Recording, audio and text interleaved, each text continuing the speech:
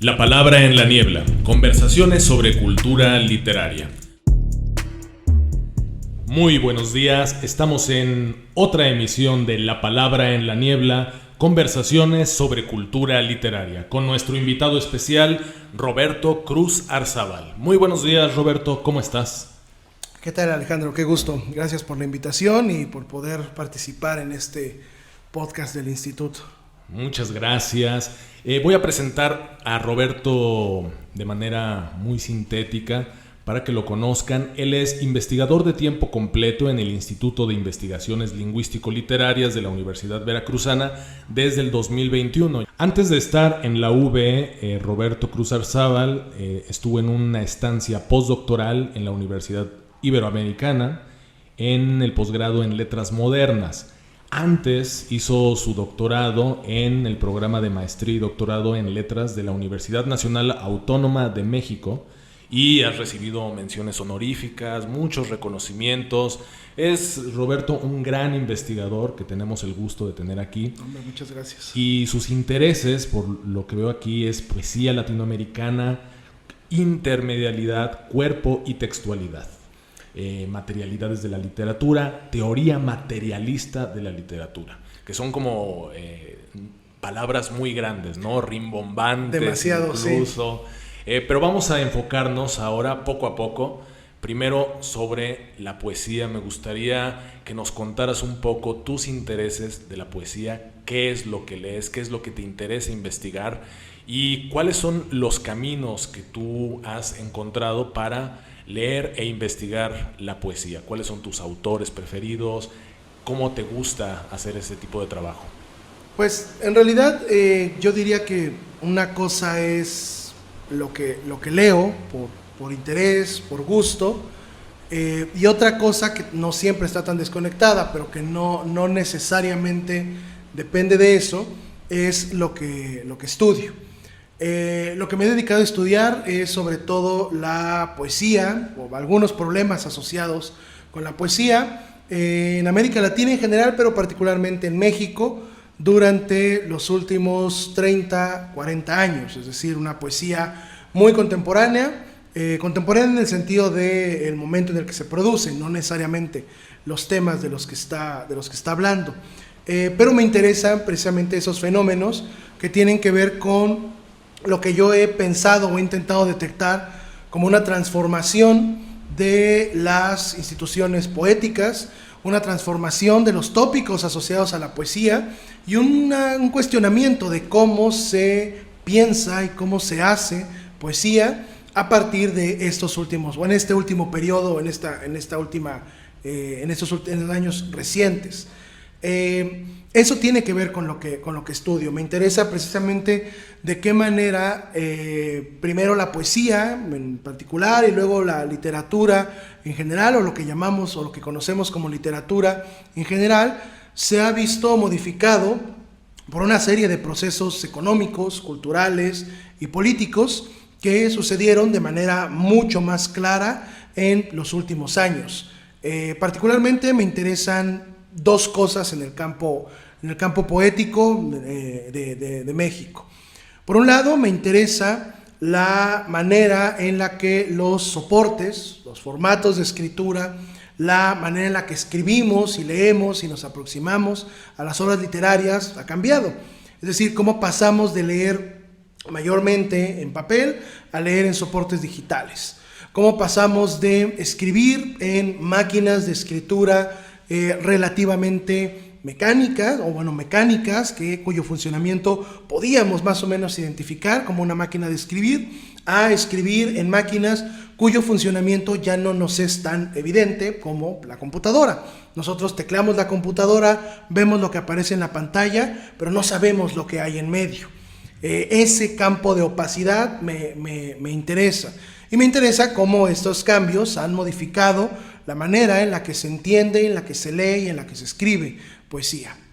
Y en relación con el campo político, con el campo económico, me interesa particularmente cómo durante los últimos 30 años de manera muy explícita y un par de décadas más de manera más soterrada, se modificaron la ideología y la manera en la que se entendió la subjetividad en un país como México a partir del desarrollo, la consolidación y la posterior crisis del modelo neoliberal. Y cómo ese movimiento también tiene una influencia que podemos detectar en algunas formaciones poéticas, cómo entendemos la voz poética, cómo se escribe y se publica poesía, cómo circula la idea de la poesía. Eso tiene que ver con lo que estudio y lo que me gusta en realidad. Yo disfruto un amplio abanico de formas, de estilos y de tradiciones poéticas. De hecho, a mí me gusta mucho pensar que la poesía es un campo mucho más amplio de lo que usualmente identificamos como lo poético o la poesía de acuerdo con cánones institucionales o escolares. A mí me gusta pasar, por ejemplo, a identificar ciertas continuidades y ciertos elementos comunes en canciones pop, en música tradicional, en música culta del siglo anterior, lo mismo que en poesía que se considera tradicional, en poesía mucho más culta, de tradiciones muy herméticas, de tradiciones mucho más personales, etc. Es decir, me interesa un abanico muy amplio de posibilidades de la poesía. Intento leer poesía siempre, intento acercarme a la poesía de muchas maneras, pero siempre teniendo en mente que se trata de un fenómeno mucho más amplio y mucho más complejo, que es aquel que se reduce exclusivamente a la página, al libro o a lo que institucionalmente asociamos como poesía, que es un campo relativamente reducido de la escritura literaria de hace un par de siglos apenas. Claro, en este sentido me interesa de lo que acabas de decir. Bueno, es muy valiosa toda esta experiencia de cómo podemos acercarnos a la poesía, y en ese sentido, ¿cómo te parece a ti que alguien empieza a recibir poesía? Porque normalmente pensamos en lo que tú dices, en la página escrita, pero también se recibe muchas veces de manera oral, ¿no? Por el oído, la experiencia auditiva, ser auditorio de la poesía, por lo que tú dices, música, canciones o declamación, ¿no? Es una palabra un poco arcaica para hablar de poesía, la declamación, un poco escolar también, pero en ese sentido, ¿cómo recibe las personas la poesía? ¿Cuál te parece que es como el camino que tienen las personas para recibir y apreciar e interesarse por la poesía en este sentido que tú dices? Pues creo que ahí un elemento importante es justo que la mayoría de las personas, si no es que prácticamente todas las personas actualmente, ingresan a la poesía o se interesan o entran al mundo de la poesía de manera oral, de manera popular, en un sentido mucho más mercantil del término popular. Las canciones pop, las canciones de música popular, es el género poético que domina nuestros días. Es decir, es en ese género en donde nosotros podemos encontrar los ritmos específicos de la poesía, donde podemos encontrar ciertos tópicos, donde podemos encontrar ciertas formas literarias que existen y que la gente recupera y que hace parte de su forma sentimental, de su propia subjetividad, de su expresión estética y de su memoria. Todos sabemos al menos una canción de memoria que repetimos, sabemos identificar, por ejemplo, cuando una canción cambia o cuando se actualiza porque cambia de versión, porque tenemos una memoria sonora, tenemos una memoria rítmica. Y sin embargo, el problema es que aunque la gran mayoría, si no es que todas las personas, entran al mundo de la poesía en ese formato, generalmente se les dice que el mundo poético es mucho más restringido y que el mundo poético corresponde exclusivamente a la poesía métrica o no que se ve en las escuelas. La gran mediadora de la educación poética en México, creo que en toda América Latina, si no es que en buena parte del mundo, es el sistema escolarizado. Y el problema es que el sistema escolarizado está basado en un canon muy restringido de formas poéticas asociadas a ciertos valores jerárquicos. A los niños se les enseñan formas poéticas muy repetitivas, formas poéticas aparentemente simples, que se asocian con el aprendizaje, con la repetición, con la paronomasia, con la literación, es decir, tienen una función de memoria cognitiva para que aprendan a hacer cosas. Cuando pasan a otro nivel escolar, los niños, las niñas, aprenden poesía, pero asociada ya con un canon literario mucho más, también basado quizá en la idea de identidad nacional. Y entonces tenemos el aprendizaje de poesía como historia de la poesía. Claro. No se nos enseña poesía, se nos enseña generalmente historia de la poesía. Entonces ves el romanticismo, el neoclásico, las vanguardias, y uno puede irse empapando de eso, pero esto tiene la gran desventaja de que está asociado por un lado a la escolarización, a la obligatoriedad, y está asociado también a la idea de que es un conocimiento que debe ser evaluado antes de que sea vivido y experimentado. Y entonces ese conocimiento evaluado implica que es un conocimiento que está despegado del fenómeno empírico de las personas que se aprenden las canciones. Y entonces parece que son dos mundos completamente desconectados, cuando en realidad podrían estar conectados en el fondo, siempre y cuando sepamos identificar la especificidad de cada uno. No creer que una manera de convocar a la gente a la poesía es musicalizar poemas, por ejemplo. Que no es que esté mal, sino que no necesariamente pasa por esa experiencia.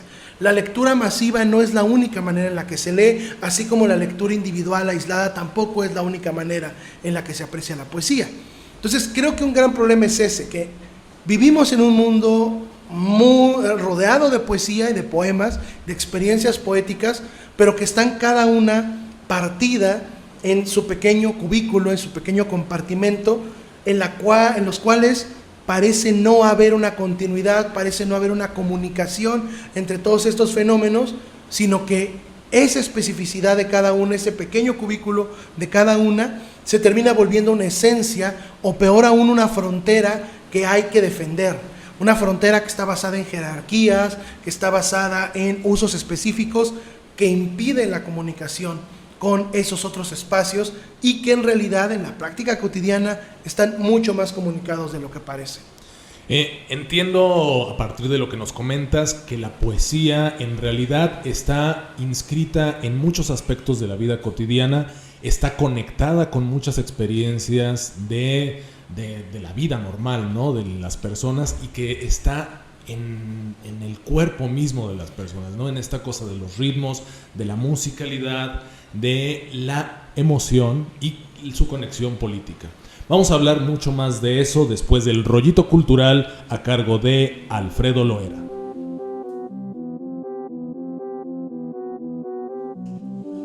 Dostoyevsky y un apunte sobre lo maligno.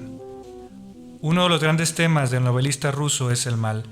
Pocos pueden hablar de dicha cuestión con la lucidez necesaria, pues el mal, al ser lo negativo, relacionado con la nada, se vuelve un tema inefable, es decir, volátil, y por lo mismo, al escribir una obra literaria bajo dicha preocupación, las más de las veces no se superan los lugares comunes, provenientes de una moral ramplona o una religiosidad vacua de los domingos. En ese sentido, Dostoyevsky entendió que hombres malignos, asesinos de niños, también eran capaces de hacer el bien.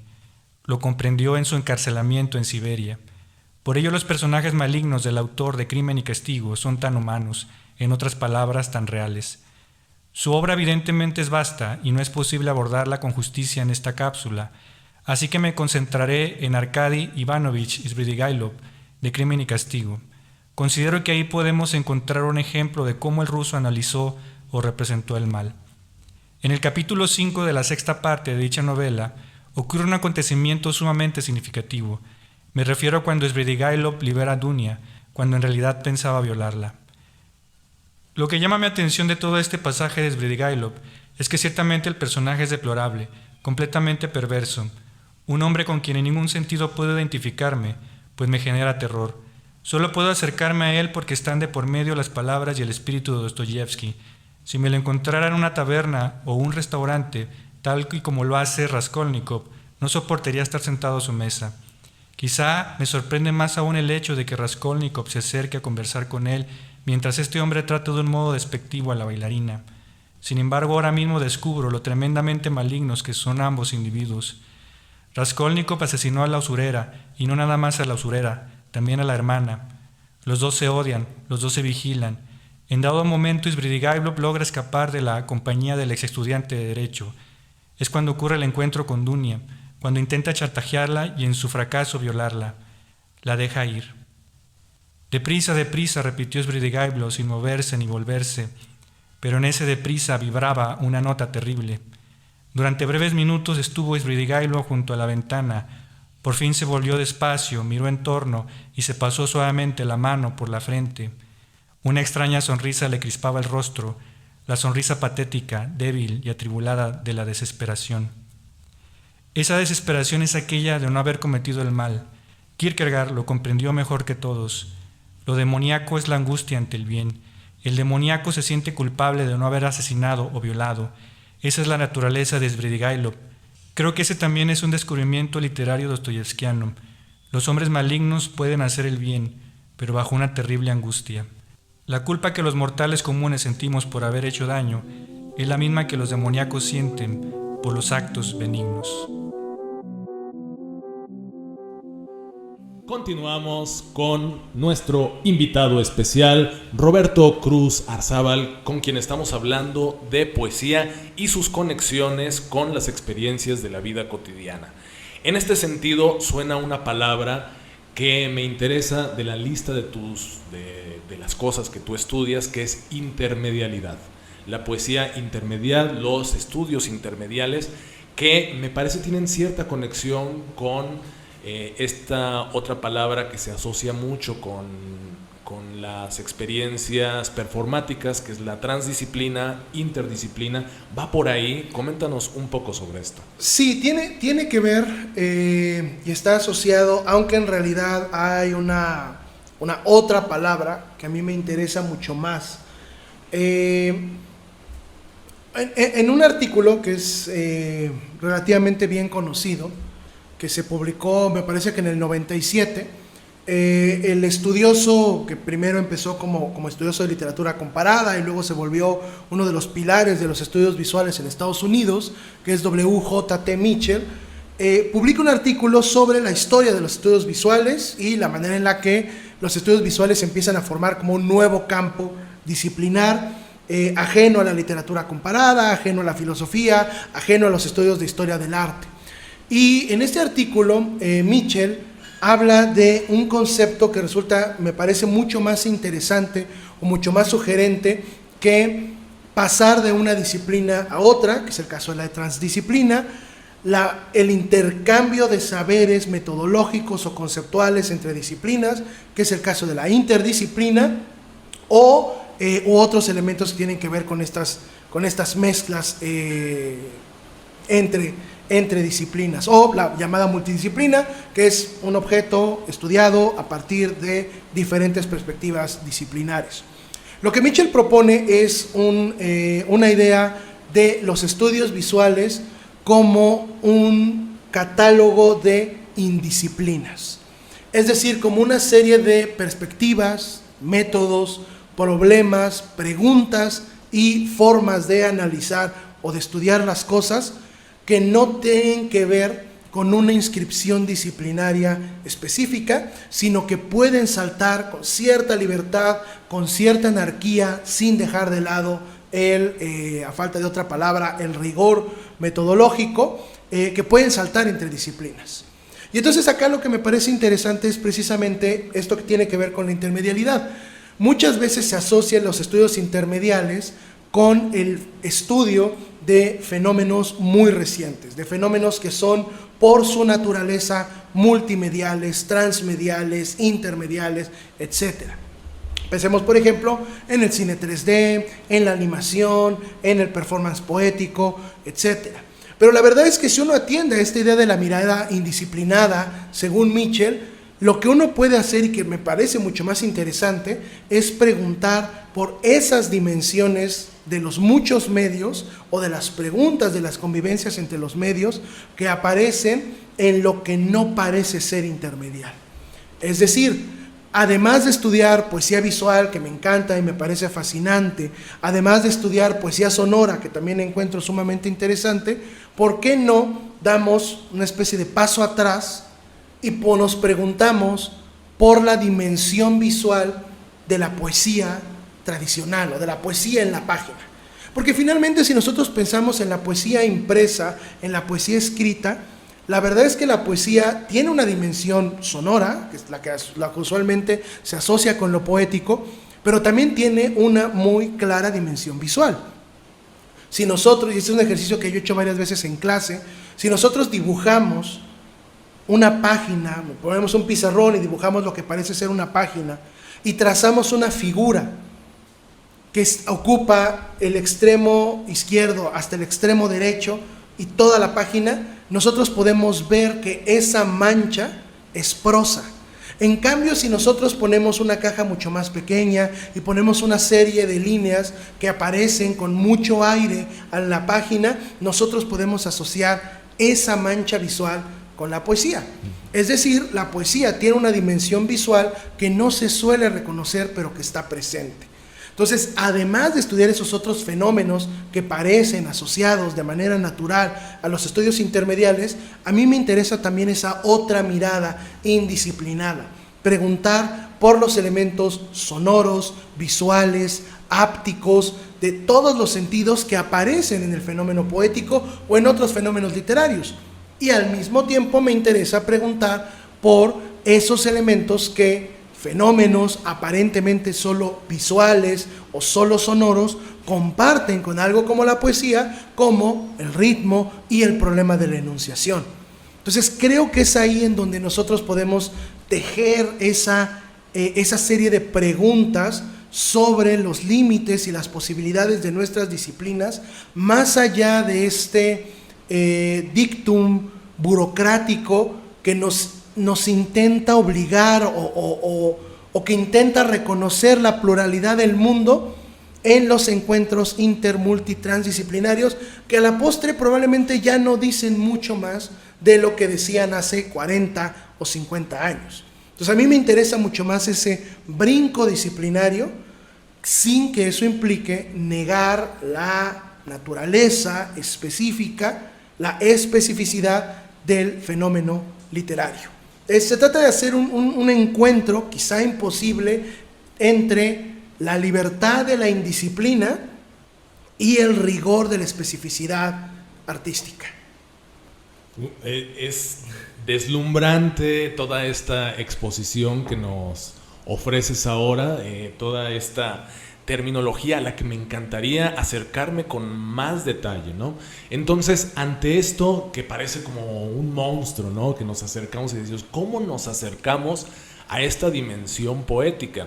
Entonces, ayúdanos, Roberto, a trazar como un camino.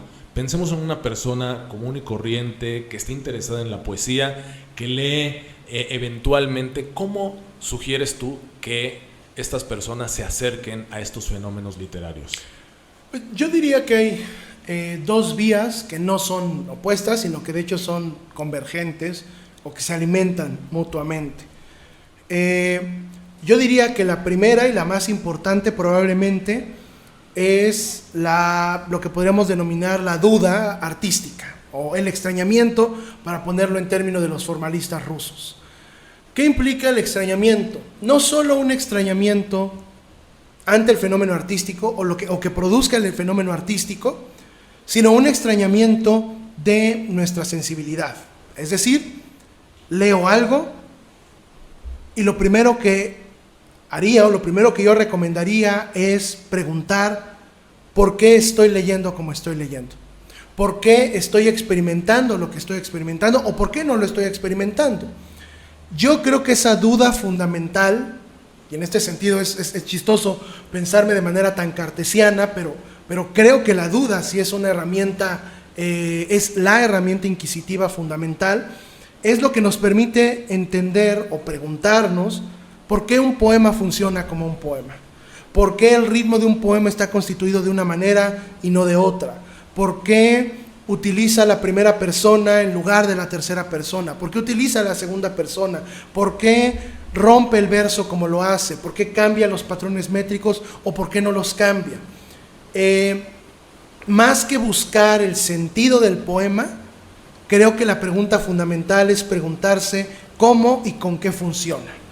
Esta pregunta, por supuesto, no es mía, es una pregunta que se ha hecho a lo largo de mucho tiempo, pero que yo utilizo o yo retomo muchas veces del prólogo que Gilles Deleuze y Félix Guattari hacen de su libro 1000 mesetas, en donde exponen esta pregunta fundamental y dicen: no hay que preguntarse qué significa un libro, hay que preguntarse cómo funciona y con qué otros dispositivos opera. Y lo mismo pasa con el poema. ¿Cómo hace lo que hace? ¿Por qué soy capaz de detectarlo?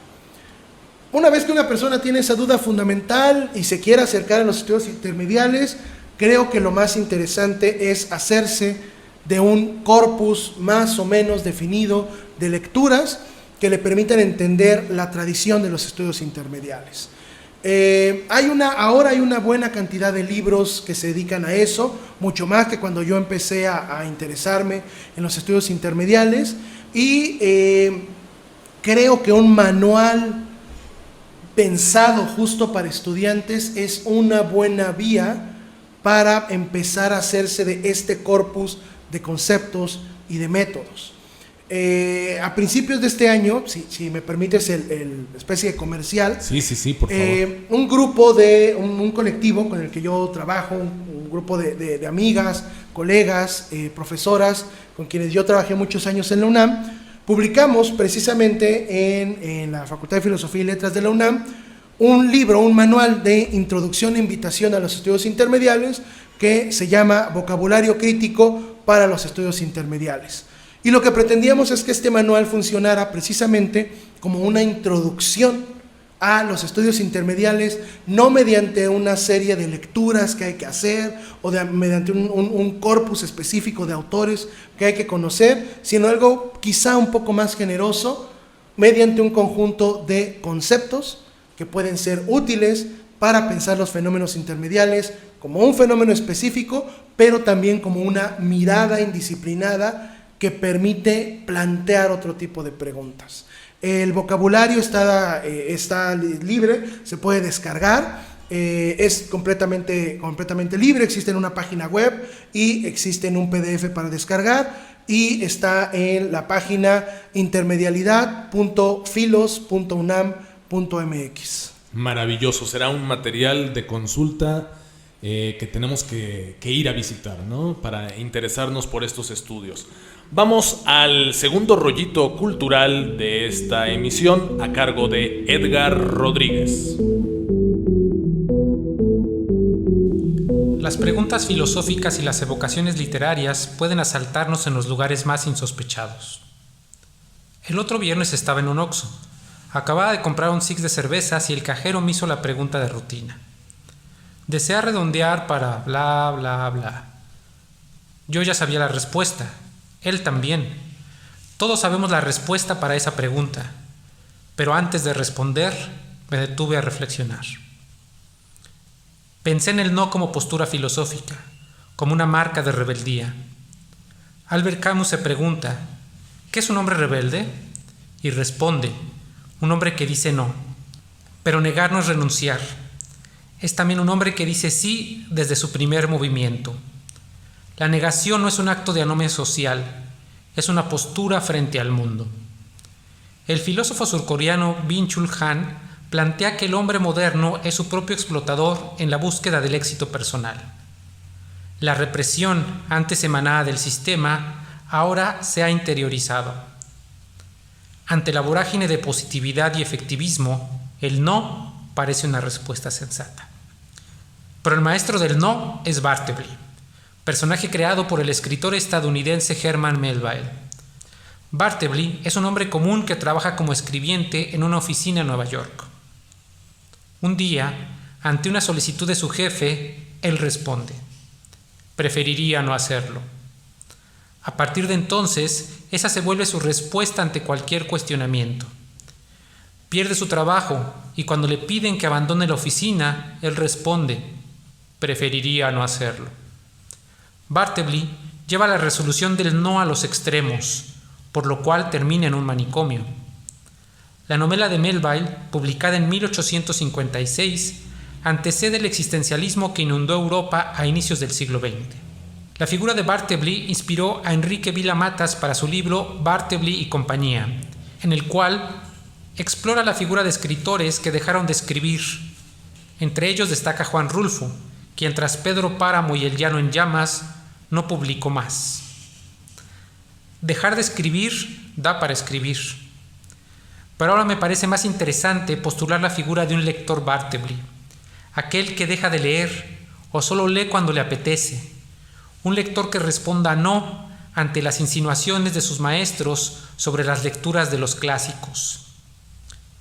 ¿A poco no has leído El Quijote y las obras completas de Dostoyevsky? ¿Nunca has leído la Divina Comedia en su idioma original? Preferiría no hacerlo. Me gusta pensar en la lectura como un acto de libertad, como la vida misma. En el mito de Sísifo, Camus afirma que la única pregunta realmente importante de la filosofía es si la vida vale o no la pena ser vivida. Asimismo, yo me preguntaría ante cada libro si vale la pena o no ser leído. ¿Quiero realmente hacerlo? Algunas veces prefiero ver televisión, salir a caminar, ir a un Oxxo, comprar cervezas. El cajero aún espera mi respuesta. En la fila me miran desesperados. Creo que abuso del tiempo. El productor de este programa me mira como el cajero. Ya me pasé de las 500 palabras. Tal vez debería darme prisa, no divagar, ir al grano, redondear el texto, redondear los centavos. Pero la verdad, preferiría no hacerlo.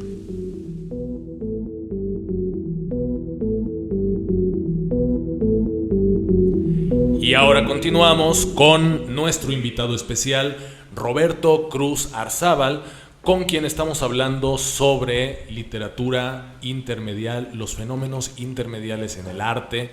Y ahora me gustaría, por favor, Roberto, pensar en la emoción. Hemos hablado de cómo se construye un texto, las preguntas fundamentales, la duda ante un texto, ante el material artístico que tenemos enfrente. ¿Cómo influye desde tu punto de vista la emoción, los sentimientos, esta parte muy humana, muy pasional que nos permite interesarnos de manera genuina en este tipo de materiales? Pues, por un lado, creo que hay un gran vicio asociado con la poesía, asociado con el arte en general, que tiene que ver con la emoción, una especie de emoción estética o de conmoción estética.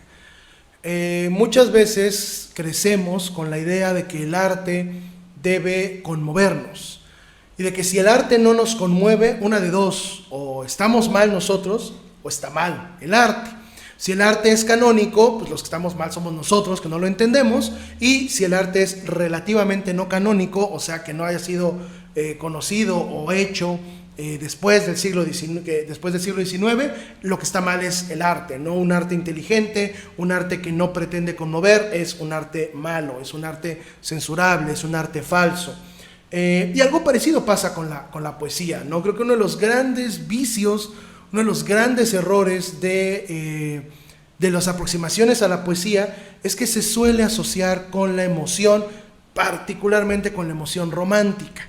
Se suele pensar que lo que leemos es lo que el poeta sintió, lo que el poeta quiso expresar, lo que el poeta estaba sintiendo, y que nosotros tenemos que sentir algo semejante.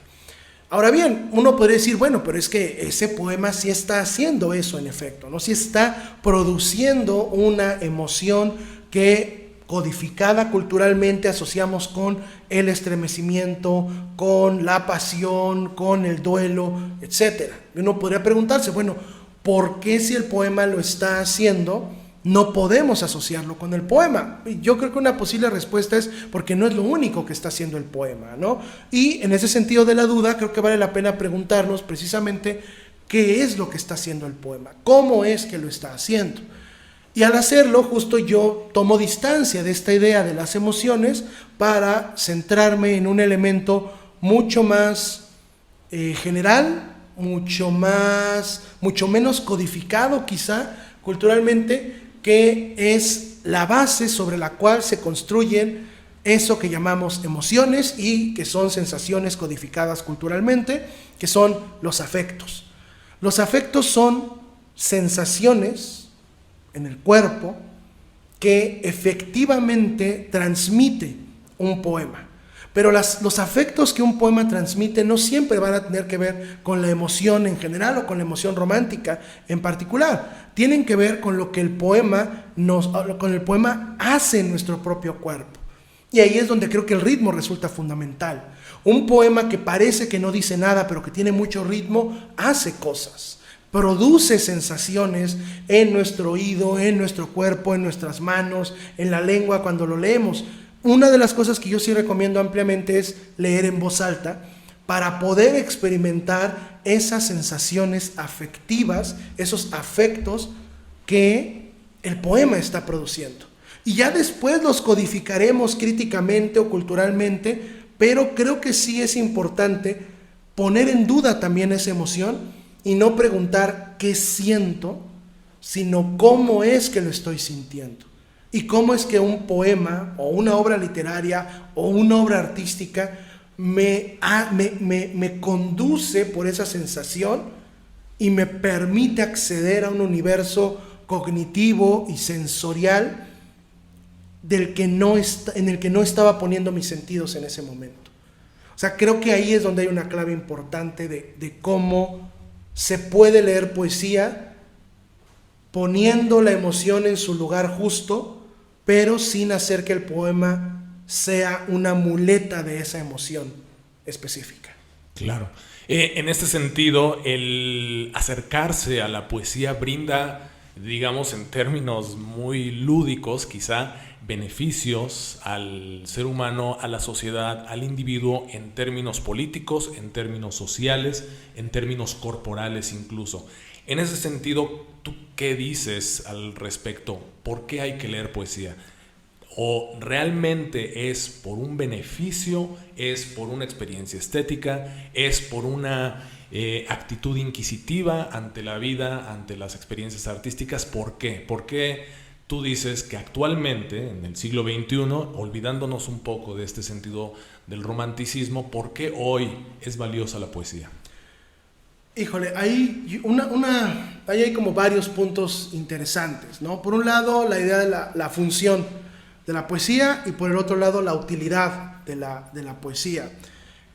Por mi propia formación, por la manera en la que yo me interesé y empecé y me dediqué a estudiar literatura, soy muy reacio a adjudicarle un valor útil a la literatura. Tiene que ver con que me formé en el último coletazo de la autonomía artística, de la autonomía de los estudios literarios, etc. Entonces suelo ser reacio a encontrarle esta utilidad, porque vamos, sí ha tenido históricamente una utilidad. Ha tenido una utilidad legislativa, ha tenido una utilidad propagandística, ha tenido una utilidad sentimental, etc. Pero también quiero poner en duda ese gran lugar común de decir es que leer no sirve para nada. Leer no tiene una función y es valioso en sí mismo. Porque ahí hay una paradoja bien interesante. ¿Cómo es que la gente que nos dedicamos a leer sostenemos que leer no sirve para nada, pero al mismo tiempo queremos que todo el mundo lea? Entonces, como bueno, si leer no sirve para nada, ¿por qué queremos contagiarlo? Entonces sí sirve para algo, pero el problema es qué función le estamos dando a la literatura, a la poesía en particular. Yo creo que la función de la poesía en un mundo como el nuestro, dominado sobre todo por un conjunto de mediaciones que dirigen nuestros sentidos a las pantallas, a las interacciones mediadas por redes sociales, a los comerciales en las páginas web, a las noticias escandalosas, a las reacciones viscerales, al miedo, al enojo, a todo ese mundo en el que vivimos. Creo que una función de la poesía, no la única, pero sí una función fundamental, es ofrecernos la posibilidad de sentir y percibir el mundo de otra manera. no es que esa otra manera de percibir el mundo sea mejor, sea naturalmente privilegiada. No significa que esa otra manera de percibir el mundo nos va a salvar del mundo en el que vivimos, porque no creo que funcione así. Pero lo que sí creo es que la poesía nos ofrece la posibilidad de dirigir nuestros sentidos a otra cosa que no sea el mundo en el que actualmente vivimos. Y no es que la poesía sea un escape, sino que en realidad la poesía es una línea de fuga. ¿Una línea de fuga de qué? No sé, pensemos en cualquier persona, podemos ir a cualquier lado y todo el mundo tenemos la vista puesta en el celular, o estamos leyendo el periódico, o estamos escuchando música, o estamos escuchando el ruido de la bocina mientras vamos pasando por la calle. Es decir, hay un conjunto de mediaciones que nos dicen y nos exigen poner nuestros sentidos en esas cosas específicas. Sentarse unos minutos, unas horas, leer un poema en voz alta, repetirlo una y otra vez, nos permite acceder a esa otra manera de experimentar el mundo que no está mediada por los algoritmos, por las corporaciones que dominan los lugares en los que usualmente pasamos o se forma nuestra subjetividad hoy en día. O sea, creo que eso es el solo hecho de que la poesía permita eso, abre la posibilidad de que esas nuevas líneas de fuga que se abran nos permitan también cuestionar ese mundo. No es automático, no es inmediato, pero es una posibilidad que sin duda existe y que además es, creo, muy accesible, porque cualquier persona puede leer poesía. No tiene que entenderla, no tiene que analizarla, no tiene que hacer un análisis súper estilístico para entender las metáforas. Eso es chamba de otras personas. Pero leer un poema lo puede hacer cualquier persona, tan es así que cualquier persona tiene en la memoria un poema, un verso, una canción que puede repetir en los momentos en los que considere necesario que esa repetición le ayude a tocar tierra. Muchas gracias, Roberto, por esta explicación muy clara de la función de la poesía en nuestra sociedad, y creo que es muy entusiasmante, ¿no? Has abierto un mundo que para todas las personas que nos escuchen, siento que van a ir ávidos a abrir un libro de poesía. Ojalá. En ese sentido, para terminar, una recomendación, 2 recomendaciones. Hoy, si alguien va a la librería, ¿qué les dirías tú? Aviéntate este libro, ábrelo en cualquier página, lee un poema. ¿De qué? ¿Qué nos recomiendas? Híjole, es difícil saber qué recomendar. Saber qué recomendar siempre es difícil para mí, me mete en la neurosis de querer incluirlo todo. Yo actualmente, hago esta anécdota rápida, actualmente en el curso que estoy dando en licenciatura, me di cuenta de que mis estudiantes no acostumbraban a leer poesía. En algún momento les pregunté por un poema, nadie sabía, nadie tenía al parecer ninguno a la mano, y aunque la clase que estoy dando es de Historia de la Cultura y de Ensayo, me puse el propósito de, al final de cada clase, entregarles una copia de un poema, leerlo en voz alta y dejarlos irse con eso, ¿no? O sea, hay que ellos hagan lo que quieran con ese poema. Es muy difícil para mí elegir, justo, a veces me tardo más en elegir el poema que vamos a leer al final de la clase que en preparar la clase propiamente, pero yo diría que algunos de los libros que yo encuentro sumamente hospitalarios, sumamente generosos para una persona que está buscando qué más leer o cómo acercarse a la poesía, pues son libros relativamente accesibles, que se pueden encontrar en algunas librerías, clásicos que son más fáciles de encontrar, como Rosario Castellanos, Enriqueta Ochoa, la poesía de Octavio Paz me parece muy atractiva, muy hermosa, a pesar de que hay encima un montón de prejuicios e ideas que a veces nos alejan o nos obligan a acercarnos a esa obra. Ya mucho más para acá, yo pensaría en gente como Marisela Guerrero, por ejemplo. Es una poeta que me parece extraordinaria, una poeta joven que está escribiendo y que está haciendo una obra muy atractiva, una obra muy generosa que que resulta accesible porque combina muchas capas de sentido, que creo que se puede encontrar en ella una forma muy generosa de la poesía. Pensaría en algunos otros autores como Coral Bracho, de quien escribí de hecho la tesis de maestría. Coral Bracho me parece que es una poeta que a veces injustamente es tildada de difícil. Yo creo que es una poeta muy sensorial, yo creo que es una poeta que se puede leer con los sentidos y disfrutarse mucho cuando se lee con los sentidos, y en buena medida quizá una buena manera de empezar a leer poesía sería buscar alguna antología, dejarse contagiar por esas varias voces poéticas y luego buscar de qué manera esos o esas poetas han ido generando distintos caminos. Creo que una ventaja de la poesía es esa, que nos permite saltar de un poema a otro, y creo que la antología es un género que permite ese tipo de saltos, sobre todo para quien está empezando o quiere interesarse en el mundo de la poesía. Muchas gracias, Roberto, por esta extraordinaria conversación que hemos tenido esta mañana de lluvia en Jalapa, lluvia y niebla, porque estamos en la palabra en la niebla. Conversaciones sobre cultura literaria. Espero que disfruten este programa. Muchas gracias, Roberto. Muchas Nos vemos gracias, para la Ángel. próxima. Un gusto, muchas gracias.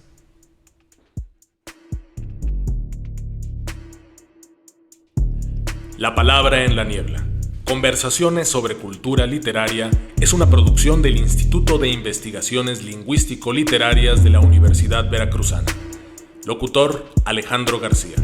Rollitos culturales: Edgar Rodríguez, Alejandro Solano, Raúl Osorio, Shanik Sánchez, Alfredo Loera y Kenia Cervantes. Controles y apoyo técnico: Manuel Escobar. Enlace y divulgación: Soledad Colorado. Edición: Naomi Tanamachi. Producción y dirección: Alejandro Solano.